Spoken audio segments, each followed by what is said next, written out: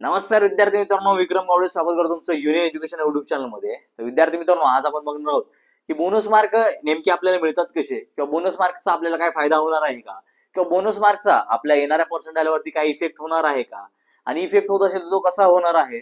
त्याचबरोबर जे पण आपले बोनस मार्क आहेत त्याचा आपल्या रँक वरती काही इफेक्ट होणार आहे का, ह्या सगळ्या गोष्टी आज आपण आपल्या येणाऱ्या स्लाइड्स मध्ये बघणारच आहोत, येणाऱ्या व्हिडिओ मध्ये बघणारच आहोत। त्याच्या आधी विद्यार्थी मित्रांनो, इथून पुढे इंजिनिअरिंग ऍडमिशनची प्रोसेस व्यवस्थित चालू झालेली आहे बघा। त्याच्यामुळे आपल्याला लवकरात लवकर इंजिनिअरिंग ऍडमिशन प्रोसेस रिगार्डिंग व्यवस्थित इन्फॉर्मेशन असणं गरजेचं आहे, आणि त्याच्यासाठीच आपण युनियन एज्युकेशन मार्फत एक इंजिनिअरिंग ऍडमिशन गायडन्स रिगार्डिंग एक फ्री सेमिनार अरेंज केलेला आहे बघा। ते तुम्ही नक्कीच अटेंड करू शकता आपल्या व्हॉट्सअप ग्रुपवरती। त्याची जी काही लिंक असणार आहे सेमिनारची ती आपण नक्कीच प्रोव्हाइड करणार आहे, आणि व्हॉट्सअप ग्रुपची लिंक डिस्क्रिप्शन बॉक्समध्ये दिलेलीच आहे। त्याचबरोबर आपले कन्सल्टिंग प्लॅन सुद्धा आपण लॉन्च केलेले आहेत, ते सुद्धा आपण येणाऱ्या सेमिनारमध्ये नक्कीच डिस्कस करणार आहोत। तुम्हाला जर चेकआउट करायचे असतील त्याच्या रिगार्डिंगचा व्हिडिओ सुद्धा आपल्याला अवेलेबल आहे, तो सुद्धा तुम्ही नक्कीच चेकआउट करू शकता। तर आता जास्त टाइम वेस्ट न करता आपण हे बघूयात की बोनस मार्क असतात तरी काय, किंवा बोनस मार्क आपल्याला कसे मिळतात। तर विद्यार्थी मित्रांनो, काय होतं बघा की आता भरपूर साऱ्या शिफ्ट झालेल्या आहेत, भरपूर साऱ्या शिफ्ट मध्ये काही क्वेश्चन चुकीचे आले असतील, काही क्वेश्चनचे ऑप्शन चुकीचे आले असतील। तर हे ओव्हरकम करण्यासाठी सीईटी सेल आपल्याला फ्री मार्क किंवा बोनस मार्क प्रोव्हाइड करत असते बघा, की जेणेकरून कोणाचं नुकसान होऊ नये। म्हणजेच हे बोनस मार्क म्हणजे भरपूर साऱ्या वेगवेगळ्या केसेसमध्ये व्हॅरी करतात। काही केसेसमध्ये काही क्वेश्चन पूर्णपणे चुकलेले असतात, तर त्यावेळी आपल्याला बोनस मार्क हा बघायला मिळतात बघा। त्याचबरोबर काही केसेसमध्ये क्वेश्चन बरोबर असतो, बट ज्याचा अॅक्युरेट करेक्ट आन्सर आहे तो आपल्या ऑप्शनच्या लिस्टमध्ये नसतोच, तर त्या केसमध्ये सुद्धा आपल्याला बोनस मार्क हे बघायला मिळतात। आणि तिसरी केस म्हणजे जे आन्सर की मध्ये पहिला उत्तर दिलेलं असतं किंवा आन्सर दिलेलं असतं ते चुकीचं असतं आणि दुसरंच आन्सर असतं दुसऱ्या ऑप्शन मधलं, तर त्या केसमध्ये सुद्धा आपल्याला बोनस मार्क बघायला मिळतो। अशा 3-4 काही केसेस आपल्याला बघायला मिळतात की जेणेकरून आपल्याला बोनस मार्क मिळू शकतात।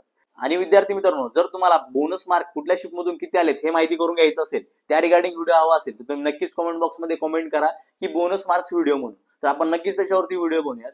तर ह्या बोनस मार्कचा आपल्या येणाऱ्या पर्सेंटाईलवरती कसा इफेक्ट होऊ शकतो याच्या रिगार्डिंग आपण येणाऱ्या स्लाइड मध्ये बघूयातच।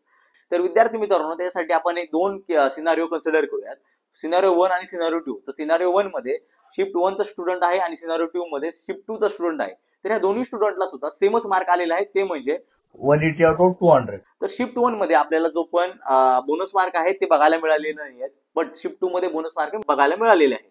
तर ह्याच्यामध्ये कसं होतं बघा, जरी शिफ्ट 1 मध्ये बोनस मार्क नसतील बट शिफ्ट 2 मध्ये बोनस मार्क असतील, पण दोन्ही शिफ्टचे जे टॉपर्स असणार आहेत ते वेगळे असणार आहेत, आणि तो टॉपरचे पर्सेंटाईल हे 100 पर्सेंटाईल असणार आहे, त्याच्या अकॉर्डिंग तुमचे जे पण पर्सेंटाईल आहेत ते कॅल्क्युलेट होणार आहेत बघा। त्याच्यामुळे विद्यार्थी मित्रांनो, ह्या बोनस मार्कचा आपल्या पर्सेंटाईलवरती तितकासा काही परिणाम होत नाही। तर तो कसा, तर येणाऱ्या स्लाइड मध्ये आपण बघूयात। तर तो कसा विद्यार्थी मित्रांनो, ही जी हा जो बोनस मार्कचा इफेक्ट आपल्याला बघायला मिळत नाही, तो फक्त आणि फक्त नॉर्मलायझेशनच्या फॅक्टरमुळे बघायला मिळत नाही बघा। तर आता तुम्हाला प्रश्न पडला असेल की हा नॉर्मलायझेशनचा फॅक्टर आहे काय, किंवा नॉर्मलायझेशनची प्रोसेस असते तरी काय। तर विद्यार्थी मित्रांनो, हे समजून घेण्यासाठी आपल्याला थोडं पास्ट मध्ये जावं लागेल। काही वर्षापूर्वी सीईटी सेल ही सिंगल शिफ्ट मध्ये किंवा सिंगल अटेम्प्ट मध्ये जो पण आपला सीईटीचा पेपर आहे तो कंडक्ट करायचा। तर त्याच्यामध्ये कसं व्हायचं, एक सेम डेला ऑल ओव्हर महाराष्ट्रामधून जे काही स्टुडंट आहेत त्यांची एक्झाम व्हायची आणि त्यांचे पर्सेंटेज यायचे, राईट। जसं तुमचं 12वीची एक बोर्डची एक्झाम होती त्याच्या अकॉर्डिंग।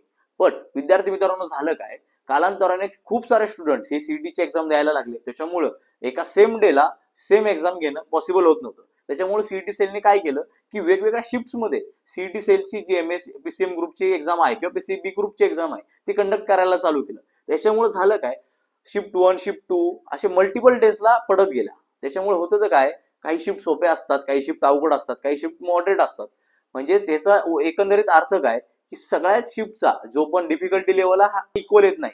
तर त्याच्यामुळे होतं काय की विद्यार्थी मित्रांनो, काही शिफ्ट मध्ये पेपर जर अवघड आला तर इफ सपोज सगळ्या स्टुडंटचे मार्क्स हे कमी येणार आहेत, आणि त्याच्यामुळे जर पर्सेंटेज कॅल्क्युलेट करायचे झाले तर ते हार्ड शिफ्ट मध्ये कमी येणार आहेत आणि सोप्या शिफ्ट मध्ये जास्त येणार किंवा इझी शिफ्ट मध्ये जास्त येणार आहेत, बरोबर। तर हे असं होऊ नये म्हणून सीईटी सेलनी जी पण पर्सेंटाईलचे क्रायटेरिया आहे तो आणला किंवा तो इंट्रोड्यूस केला। त्याच्यामध्ये होतं काय, जरी तुमचा पेपर अवघड असेल तरी तुमचा जो पण हायेस्ट मार्क वाला स्टुडंट आहे त्याचे मार्क्स म्हणजे 100 पर्सेंटाईल कन्सिडर होतात, आणि त्याच्या अकॉर्डिंग बाकीच्या स्टुडंटला जे पण पर्सेंटाईल असणार आहेत ते त्यांना बघायला मिळणार आहेत बघा। तर जरी तुम्हाला बोनस मार्क मिळत असतील तरी सुद्धा काय होतं, सर्व स्टुडंटला 2-2, 3-3 मार्क ऍडिशनल भेटतात। त्याच्यामुळे ज्याला 110 मार्क पडतायत त्याला सुद्धा 3 मार्क एक्स्ट्रा भेटणार आहेत, तो जाणार आहे 103 वरती। जो टॉपर असणार आहे, सपोज टॉपर आहे 190 मार्काचा, त्याला सुद्धा 3 मार्क एक्स्ट्रा भेटणार आहेत आणि तो जाणार आहे 190 वरून 193 वरती. आणि ज्याला खूप कमी पर्सेंटाईल मार्क आहेत, सपोज ज्याला मार्क आहेत 20 आणि 25, सपोज 20 मार्क आहेत तर तो 20च्या 3 मार्क वाढवणार आहे 23. ह्याच्यामुळे होतं काय, इफेक्ट कुठल्याही प्रकारचा बघायला भेटत नाही, नॉर्मलच राहते आणि ह्यालाच नॉर्मलायझेशनची सिस्टीम म्हणतात. तर विद्यार्थी मित्रांनो, ही झाली नॉर्मलायझेशन सिस्टीम. ओव्हरऑल बघायचं झालं तर ही जी बोनस मार्कची सिस्टीम आहे ह्याच्यामुळं कुणालाही नुकसान किंवा कुणाचाही जास्त बेनिफिट हा होत नाही. ही सिस्टीम नॉर्मलच राहते. जसं मी सांगितलं होतं की जरी बोनस मार्क भेटले तरी तुम्हाला जे पण मार्क असणार आहे ते पूर्ण शिफ्टला हे वाढलेले बघायला मिळणार आहेत. जरी तुम्ही एखादा क्वेश्चन अटेम्प्ट केला असेल किंवा नसेल तरी सुद्धा तुम्हाला तो मार्क भेटणारच आहे. त्याच्यामुळे काळजी करायची काहीच गरज नाही बघा. आता तर नॉर्मलायझेशनची प्रोसेस आहे किंवा बोनस मार्कची जी प्रोसेस आहे ही फेअर आहे का, ह्याच्यावरती डिस्कस करूया. तर विद्यार्थी मित्रांनो, ही जी प्रोसेस आहे ही पूर्णपणे फेअर आहे, याच्यात काहीच गडबड गोंधळ नाहीये बघा. कारण की जर बोनस मार्क दिले नाहीत तर सगळ्या स्टुडंटचे मार्क कमी होणार आहेत किंवा दिले तर सगळ्या स्टुडंटचे मार्कही वाढणार आहेत. त्याच्यामुळे काही इफेक्ट आपल्याला बघायला मिळणार नाही. फक्त आणि फक्त एवढंच की जी सीईटी सेल कडून जी काही मिस्टेक झालेली असते ती ओव्हरकम करण्यासाठी CET cell bonus mark provide करतं बघा. त्याच्यामुळे एवढा काही विचार करायची गरज नाहीये. आणि जे बोनस मार्कला चॅलेंज करायचा पिरियड होता तो प्रिव्हियस डेज मध्ये संपलेला आहे. ज्या ज्या स्टुडंटना आपण सांगितलं होतं त्या स्टुडंटनी त्याला चॅलेंज केलं होतं आणि त्याचा फायदा सर्व स्टुडंटला हा होणार आहे बघा. त्याच्यामुळे काळजी करायची काहीच गरज नाही. तुम्हाला आलेल्या पर्सेंटाईलवरती बेस्ट टू बेस्ट कॉलेजमध्ये नेण्यासाठी युनियन एज्युकेशनची टीम नक्कीच तुमच्या मदतीसाठी असणार आहे. त्याच्यामुळे काळजी काहीच करू नका.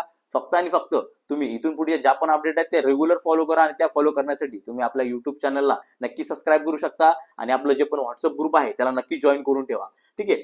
तर आता ह्या बोनस मार्कचा इम्पॅक्ट आपल्या जो पण रँक येणार आहे त्याच्यावर पडणार आहे का? तर विद्यार्थी मित्रांनो, जसं मी सांगितलं होतं की नॉर्मलायझेशन प्रोसेस असल्यामुळे कुठल्याही प्रकारचे इफेक्ट आपल्याला आपल्या पर्सेंटाईल वरती किंवा आपल्या ऍडमिशन प्रोसेस वरती किंवा आपल्या जी पण मेरिट लिस्ट आहे ह्याच्यावरती आपल्याला बघायला भेटणार नाहीये बघा. त्याच्यामुळे काहीच काळजी करायची गरज नाहीये. नक्कीच तुम्ही एका चांगल्या इंजिनिअरिंग कॉलेजमध्ये जाणार आहात आणि त्याच्यासाठी युनियन एज्युकेशन नक्कीच तुमच्या मदतीसाठी असणारच आहे बघा. आणि अशाच प्रकारच्या इंजिनिअरिंग ऍडमिशन प्रोसेस रिगार्डिंगच्या नवनवीन अपडेटसाठी तुम्ही युनियन एज्युकेशनला सबस्क्राईब करा, हा व्हिडिओ लाईक करा, या व्हिडिओला तुम्ही नक्कीच कॉमेंट करा आणि शेअरही करा. धन्यवाद मित्रांनो.